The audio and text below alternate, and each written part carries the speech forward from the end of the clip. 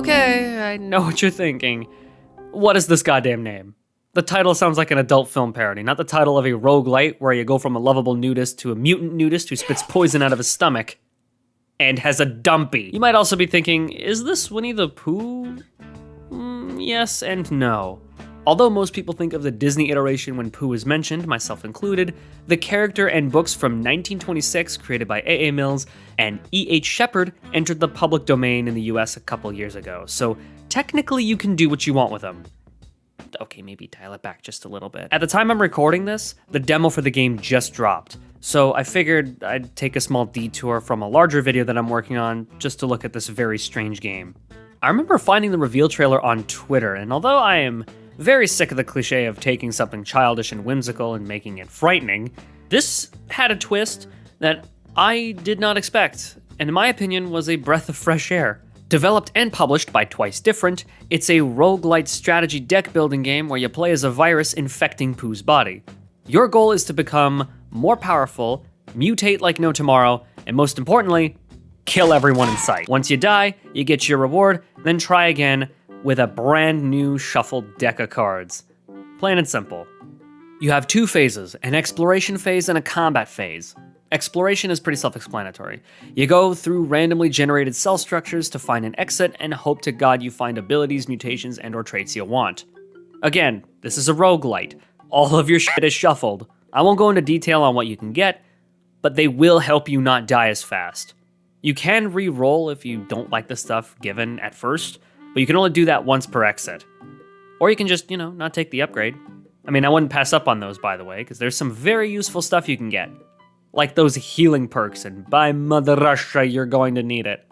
You can only move with these virus blocks, which means you have to think about where you place them. You have to place them in pink segments, because placing them on red ones will damage him.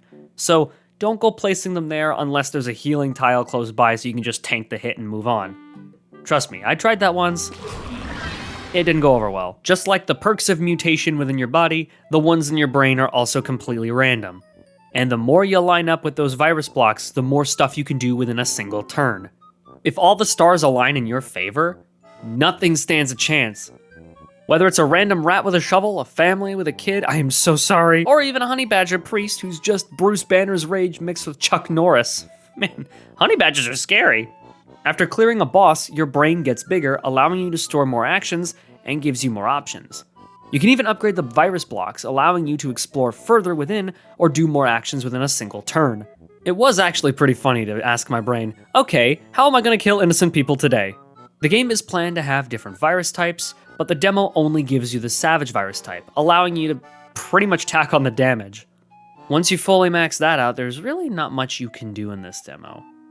I mean, you could do a run with those strands you unlocked, but yeah, there's only so many times you can do that because my runs only lasted like 9-10 minutes. I'm not really that big on slower strategy games. I mean, I tried getting into Fire Emblem twice, and as for Final Fantasy VII, yeah, no, screw that. But this game left me very surprised.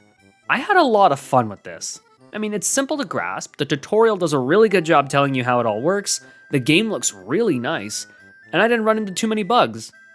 But the ones that I did run into were just visual jank. Oh dear God, the government's onto us. And it's also really funny to see how mutated this lovable bear can get. He's either taken the phrase getting handsy a little too seriously, gets massive tumor titties, or becomes a mutated nutsack. My only issue is damage output on enemies. It's a little bit high. I have no clue if it's a demo thing or if I got really shitty luck, but yeah, he feels a bit too squishy in most segments. If you're easily squeamish, then stay the hell away from this game. And parents, don't go getting your kids this game. It'll scar them for life. If you're a strong soul, then yeah, go ahead and try the demo and wishlist the game on Steam. I know I did.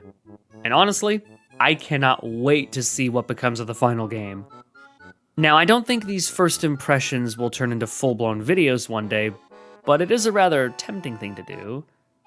Basically, in short, if the stars align, I'll think about it. In the meantime, I gotta do some stuff and maybe do another demo run because this game was just kind of addicting.